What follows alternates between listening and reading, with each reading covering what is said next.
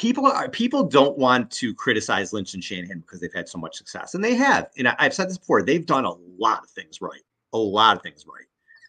They should in no way have their jobs in jeopardy or anything like that. But even people who are good at a lot of things aren't good at other things. Nobody's perfect, and they have not been good at quarterback evaluations or getting a quarterback for this team to this point.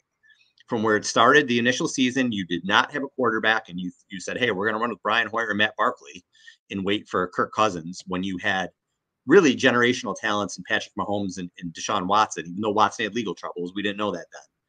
They were two very generational talents at quarterbacks you passed for Cousins, who you didn't even end up getting because you traded for Garoppolo and maybe jumped a little bit to give him that contract. Fine. We were, again, in hindsight, we were all on board, whatever.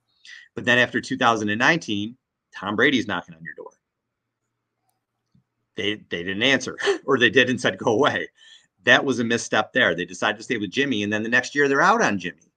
So if you decide to stay with Jimmy and he was there for 3 or 4 years and they were behind him for 3 or 4 years, but it seemed like they were a year later, they were ready to replace him again. And then it was a soap opera with Garoppolo. People can call it what they want to. That was a soap opera. Jimmy himself said it was awkward.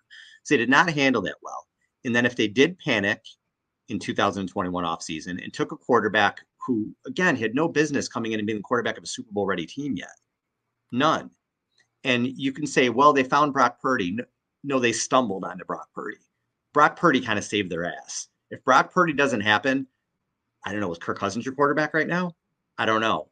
And it's not reality, so we don't have to get into that. It's fine. But yeah, I think it's Lance. I know he hasn't had the reps, but he's also, again, there's some things that look like basic stuff he wasn't doing. Not every play, but some plays.